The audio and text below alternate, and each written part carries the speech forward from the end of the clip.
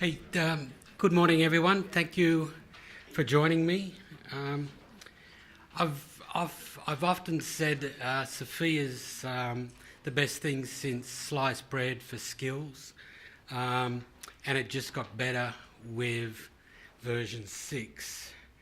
Big thanks to Simon, and I appreciate Nicole helping it as always. She brings it all together perfectly.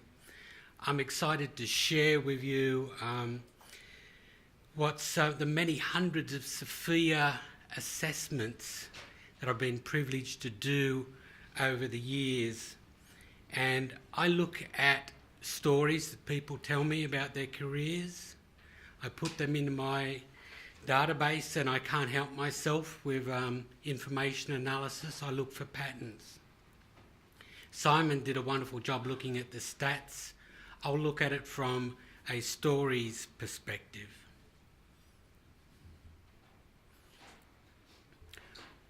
Together we're going to walk through a number of what I consider interrelated topics. Always at the centre is the individual, and that's the level I do most of my assessments with, talking with IT practitioners.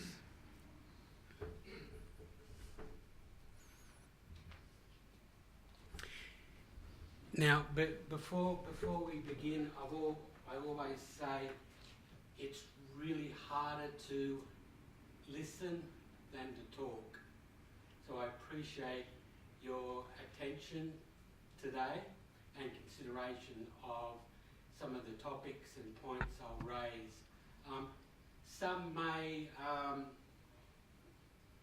be unconventional, but this is what's coming from the stories and the messages that I've got from the hundreds of assessments.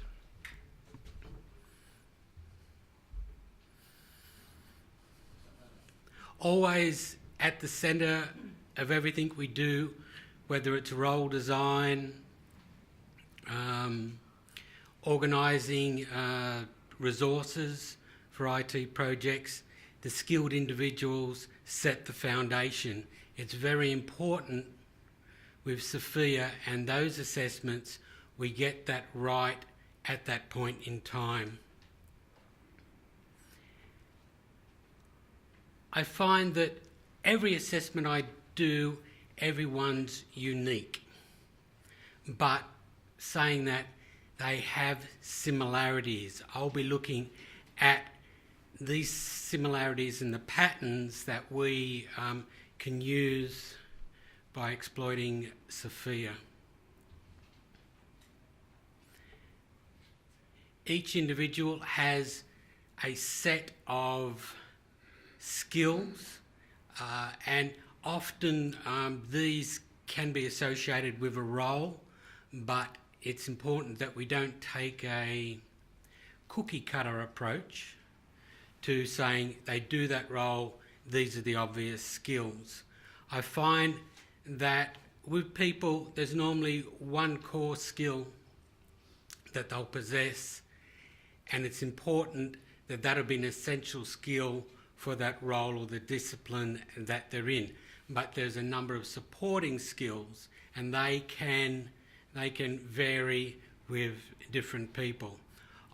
Also, people do multiple roles, and as we move through our careers, they gather skills into their sort of kit bag, but I find that some skills drop off while new ones can be developed. It's important when we do assessments, I've found, to get the skills absolutely correct, and also the level. It's a difficult task to do, and often with self-assessments, I've found the expectations of being self-assessed and what people believe the level they're at especially differs from the ones that we assess on the evidence presented.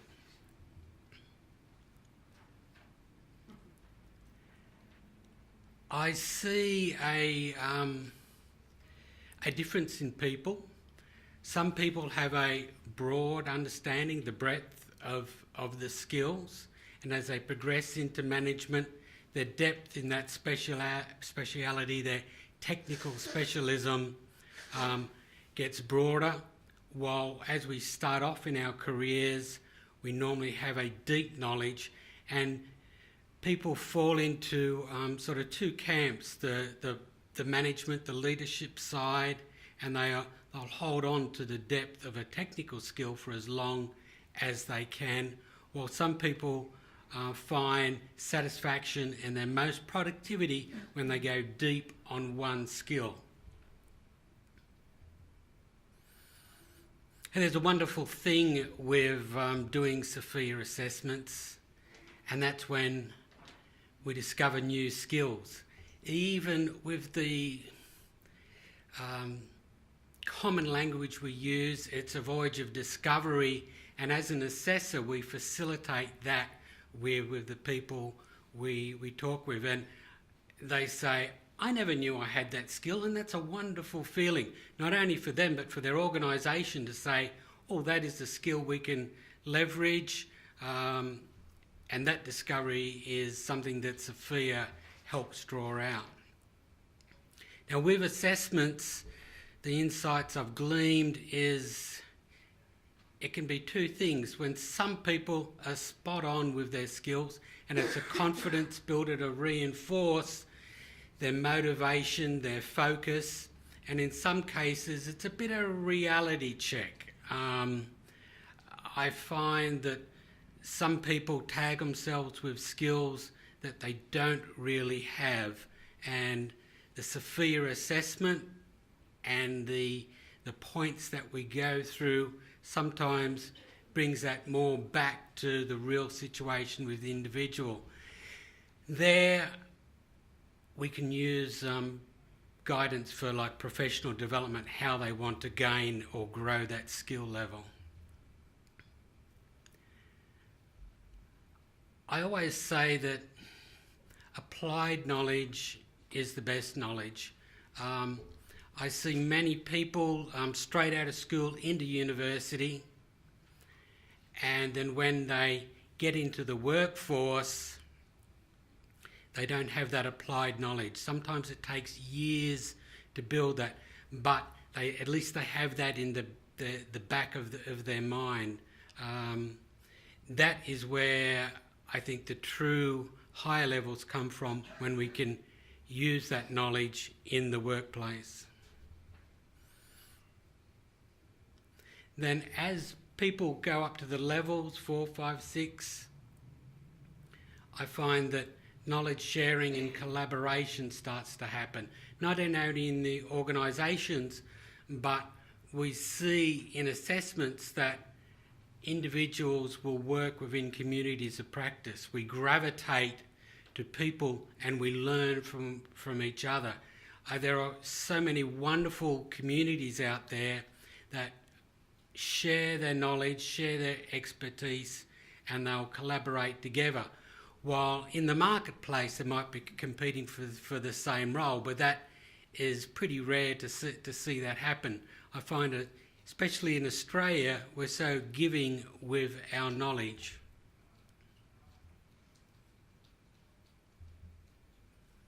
Now the big challenge with assessments is I hear the word, oh, we did this, we achieved this, and as an assessor we've got to pick out the I from the we, what their contribution was, what their real influence was. In IT we work in teams, we work in departments, and as I said, we naturally collaborate and share, but with assessments we've got to sort of preen back and say, this was your contribution, this was your influence, these were the decisions you were either responsible or accountable for, an important difference that assessors have to deal with. I like this, and I'll bring out some points here. The perfect fit of the round peg in the round hole. I think that's what we're trying to to achieve with SFIA and placing people in our organisation. But what happens with IT is that hole keeps shifting. So what is a perfect fit is just temporary. Then with the square peg, sometimes people are just in the wrong role. I know, I hear sort of stories like, I was hired for that role, but when I got there, they realised I had these other skills, so that's not the job and the role that I'm doing. And I think that's maybe a good thing, not for recruitment, because they had a business need that's still unfulfilled.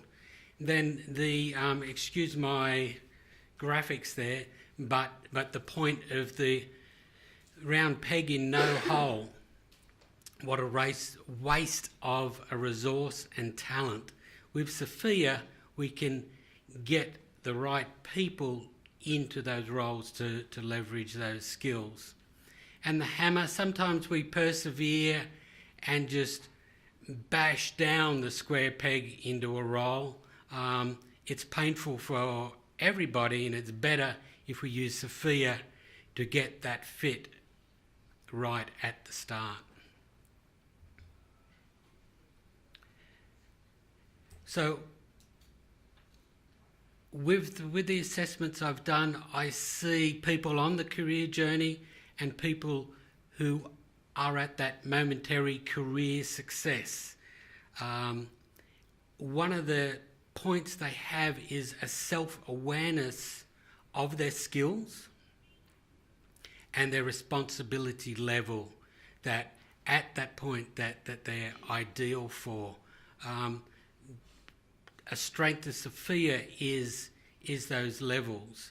I find many people who aren't used to SFIA have got no idea whether they're sort of punching above their weight responsibility-wise. With SFIA and the right placement, it's about building what ACS call trustworthiness. And that's got a lot to it. It's delivering, it's being honest, having integrity.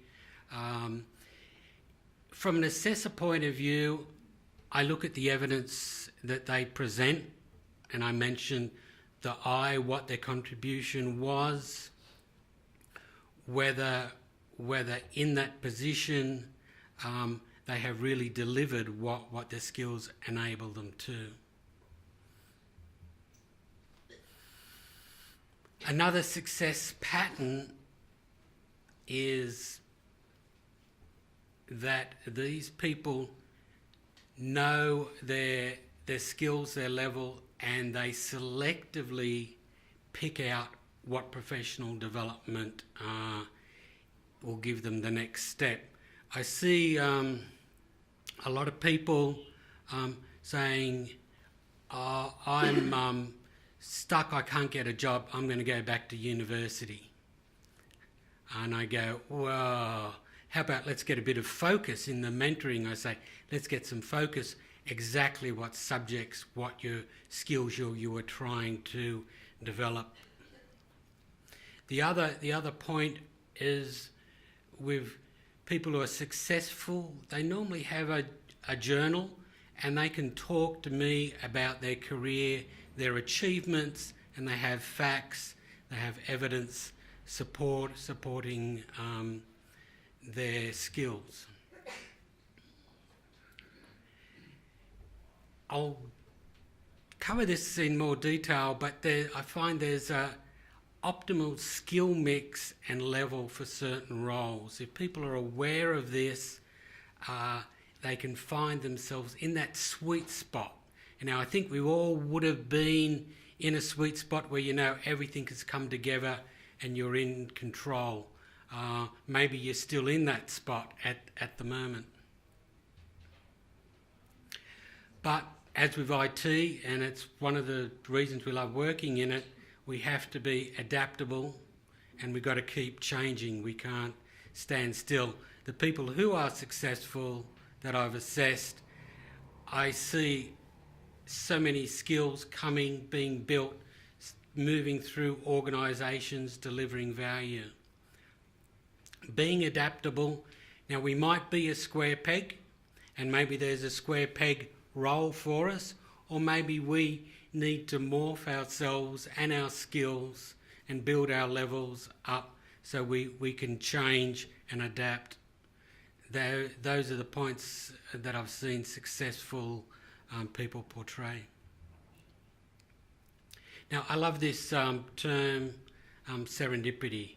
Now, that's sometimes good things happen by accident. I know my dad, he won lotto, and he goes, boy, that was lucky. And then he said, I've been buying a ticket for 10 years. Now, planned serendipity, I think we can make the environment so we are going to be successful. Now, I'd just like to sort of quickly, if you're familiar with Alice in Wonderland and the Cheshire cat, Alice says, would you tell me, please, which way I ought to go from here? And the cat says, that depends a good deal on where you want to get to. Now, I think SFIA can help us know where we need to get to. The business can identify the skills that they need. But I'll add one more thing to Alice in Wonderland, and that is also exactly where you are with SFIA skills. That peg in the ground that says, this is where I'm at currently. And often people are not aware of that, and that is a key to success. So, if we ever played Twister, now, I like this diagram because it looks like the SFIA dots on the front. And often careers, they're played like a roll of the dice. We don't think we're in control.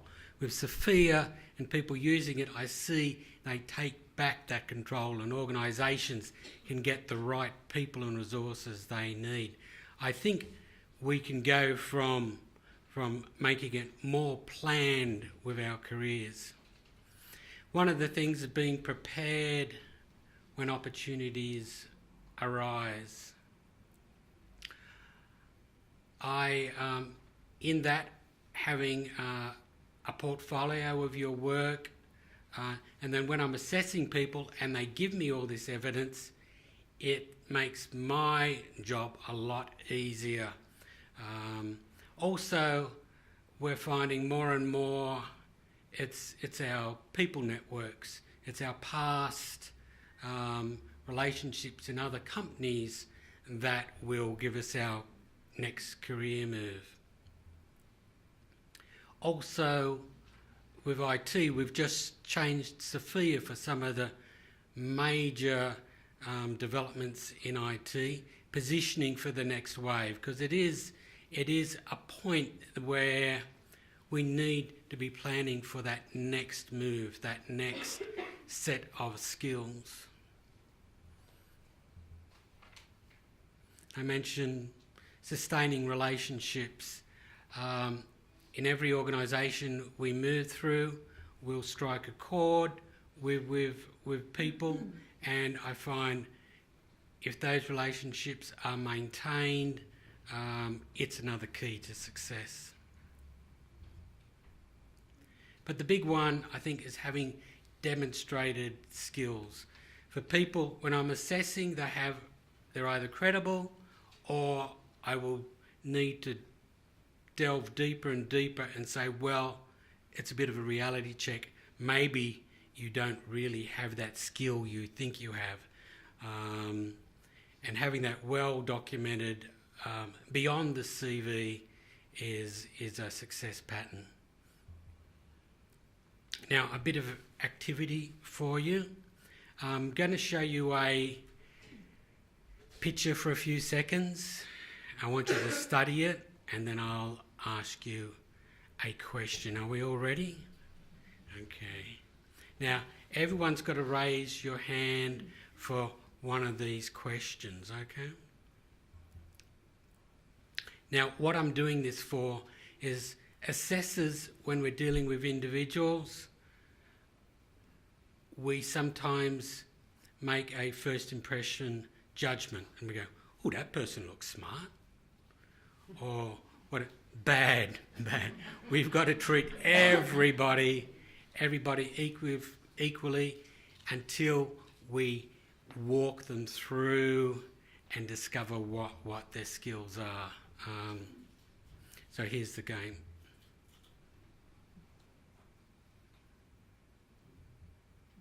Okay. Hands up if we saw 3 blocks. Okay, you're going to make some choice here. 4 blocks? Ooh, 4 blocks have it. Okay.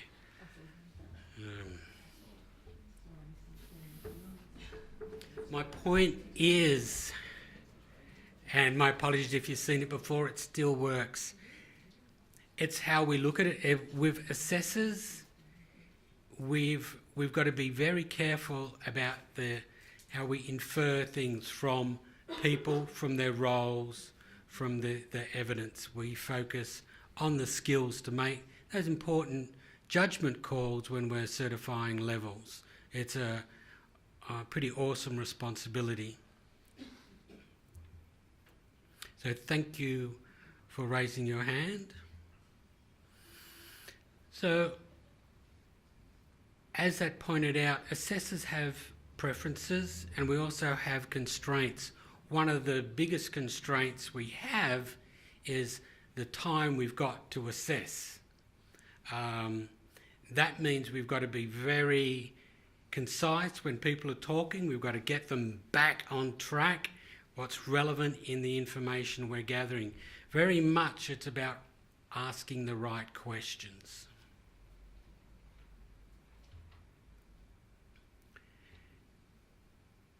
The criteria that we assess has always got to be equal, but we also got to be mindful of being fair with everyone we deal with. I find a lot of IT people, me being one of them, aren't very articulate, and sometimes we're overly modest in our achievements. An assessor's got to draw that out to get to the truth and be fair for everyone involved. Sometimes all the times we need evidence. We just can't take it on face value, and often we need to contact referees. Although referees are sometimes sort of preempted to say what is needed. Self-assessments are great. It gives us a starting point, but we also need to validate that, and often there's an expectation clash between the assessor and the people that they're assessing. That is a good thing, to bring it back to reality. Is the assessor right? I welcome when people dispute findings, and then it's sort of more convincing for them. But coming back to, it's about how we ask those questions, and that is not a SFIA skill, but it's something an assessor has to possess. As I said, I look at the stories that people tell me, and in that, if you're familiar with the sort of star stories, the situation, quickly they set the context for me, the tasks they do, the actions they took, and the results. Always looking for the I in the we. I like to tell people that they are the star in their star story, that they are the people and their contribution is what we're interested in. Career success patterns. Sometimes our own success paints us into a corner. Organisation-wise, if you're doing something good, you're adding value, they want you to keep doing it. But technology moves on. That system that we developed and now you're maintaining, all of a sudden it's a legacy system being replaced, and you might have painted yourself into the corner. Also, the technologies that we've mastered are often outdated. So what I see where people are successful, they develop a exit strategy. They use SFIA to know their next skill that they're going to develop, and they have a way out, so they aren't stuck in that corner. Career observations. Success is often something we haven't, difficult to define, and we build it sort of piece by piece. It's sort of like doing a jigsaw puzzle when you don't know the picture, but with mentoring, with peer support, I see people get direction, and also with SFIA we can guide where we want to develop our skills. People need to reinvent themselves. It's an amazing thing seeing how many iterations of IT professionals, how many sort of specialities they move to, each one making them richer, knowing their fit in the value chain. Reinventing takes a lot of work. It means unlearning, sometimes letting go, and working hard to professionally develop new skills and knowledge. I see career migrations in IT over the sort of last 5 years especially. I'm seeing we're starting to automate ourselves with cloud, computer centres disappearing, consolidating, IT being looked as a plug and play commodity. I'm seeing a lot of IT specialists migrating along that career path, often orphaned by our own efficiency and technology.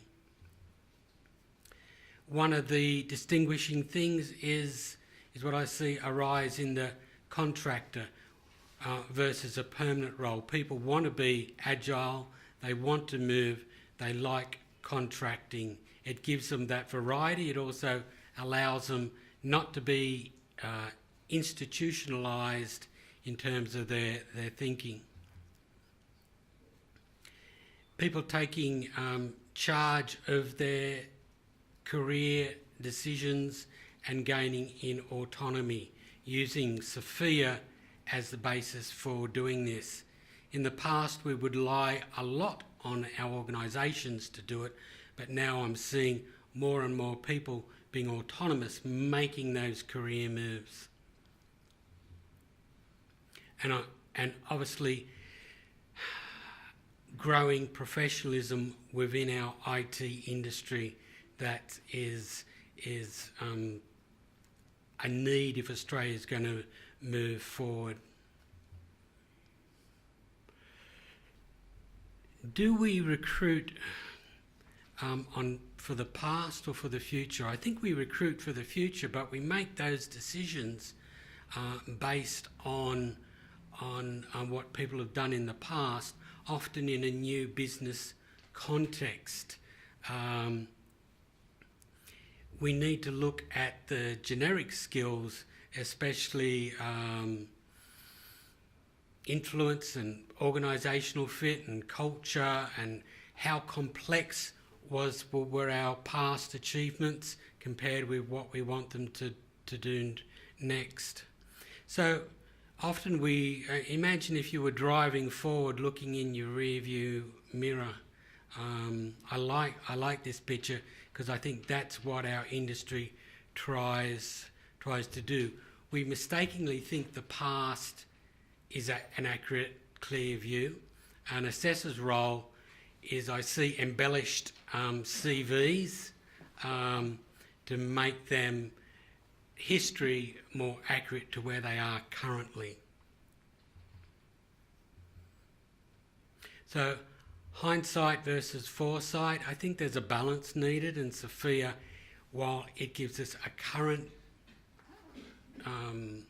view of skills and levels, recruiting needs to look where where that person's going to further develop or they've got the potential to grow. Effective job selection criteria. Still, when I'm with recruiters, it's as Simon mentioned, the keyword hits, but I'm seeing more and more the realisation about SFIA and our core competencies in effective job selection. Now, people, the contractors, are treated as a resource or as an asset. I think we need to be dealing with people more as assets and investment. I'm seeing a lot of the people I assess, they invest in themselves and their development. With complexity, a lot of it's to do with, in my view, ambiguity and uncertainty. We think we're more on top of it in terms of IT direction than we really are. Sorry. That's okay. We also need to grow with a changing business context. When people are placed into a new organisation, they need to grow with the culture fit of that organisation. People who stay too long painted themselves in a corner. Their view, their agility gets constrained, and I'm seeing more and more people on the move in their careers. Sometimes in our organisations, we can preempt that and give them that change and variety that they need. Now, another question for you. The chicken and the egg? Experience and knowledge? Which comes first? So, who thinks experience comes before knowledge? Few brave souls.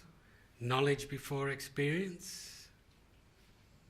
A few more. Any undecided?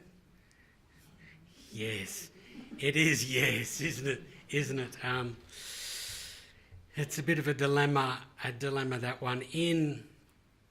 I mentioned earlier applied knowledge, which is sort of another way of expressing experience. I find in assessing, while people need to be aware of the theories, the methodologies behind what we do, that academic learning sets us up for it. I find that the applied knowledge or experience is what distinguishes people who are successful. So what's more important? Who thinks experience is more important?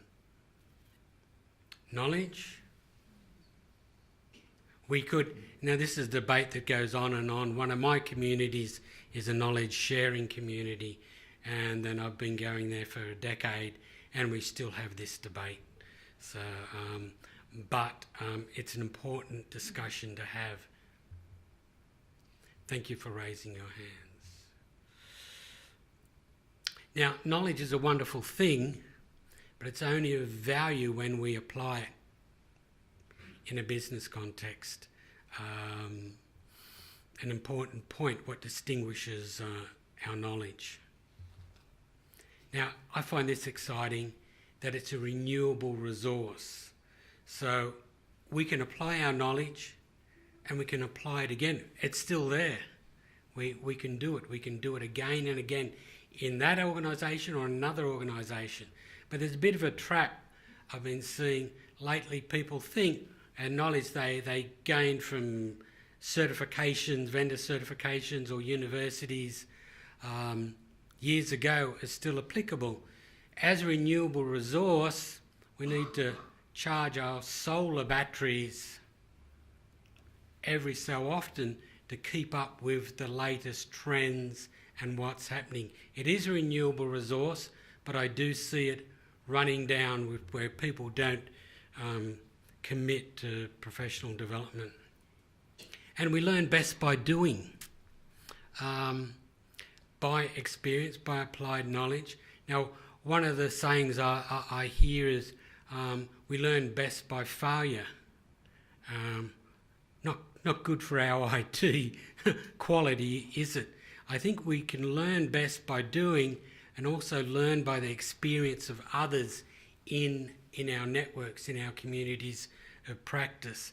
That is another thing that I see successful IT professionals doing. We can pick up that experience and move it into a new context, into a new business organisation. I find that when people are talking with me, that each business is different. Now, often people say, "Oh, technology is so difficult," and I go, "Oh, not unless you've dealt with people." I know managers know that. So which is more complex? I go for people every time. Another point, and I'm seeing great work done, and Ashley will talk about this next, in SFIA for course design and also for selection. Often with assessments and mentoring I do, people say, "What course should I do?" And I say, back to the skills. Where's the match with the subjects? Where do you want to go? SFIA is making great gains in that area. Where generic meets specific. We're all familiar with these. The linchpin in the middle I've found is the individual. We need a balanced approach between these, our autonomy, our influence, our business skills and complexity. In my information architecture days, I would look at areas like this, and I found it's the relationships between these elements that are most important. Here I'm seeing, again with career success, business skills, I think a pretty obvious enabler for our influence. And then that influence gives us confidence for our autonomy. There's a level balancing that goes on in SFIA, and it works very, very well. As an assessor, I find we start off with autonomy, influence, complexity, business skills, and then out of that discussion drops out our professional skills. Often they come out. Then comes the level setting of saying what level people are at. I find that in the generic skills, there's sometimes not a perfect match, but a very close proximity, plus or minus one with those skills. It sets, I think, the top mark level that our professional skills are at. So we all start off somewhere and we follow someone who knows something and is successful. And then we find we can assist them in doing things. I've got 3 sons in IT, and I follow them closely as they progress up this ladder. Then they apply things. It's great. We can make such a difference in applying these wonderful IT tools and products we have. Now, there's a saying, it's not what you know, but who you know. I suggest it's more like it's what you do and who knows your skills. Especially with assessments, with career success. You've got to be able to demonstrate your contribution, your achievements. Often not done alone, but we need to be able to say, that was my individual contribution to that outcome.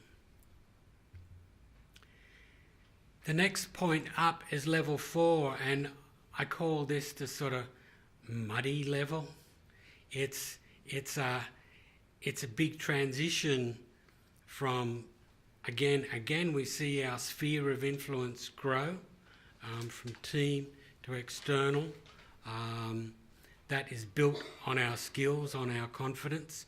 Now, using that ladder, we think we've got to go all the way to the top, but there's a optimum level that I find people get at, and a lot of people that are in my networks, they're more than happy to be a level 3 for the rest of their lives, and they love it.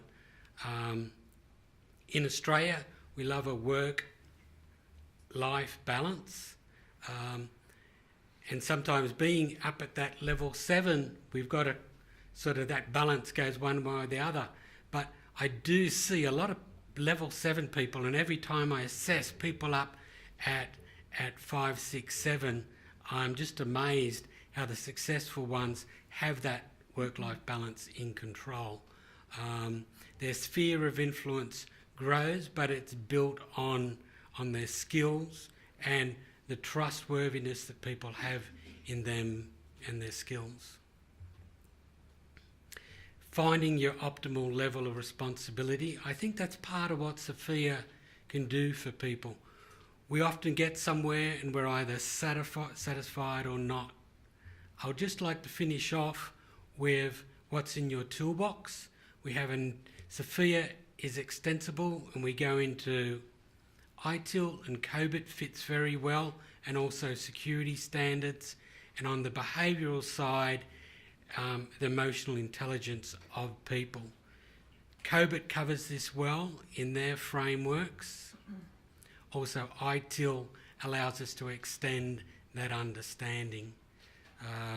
For Australia, more relevant learning, increasing our productivity, better identifying the skill gaps and opportunities.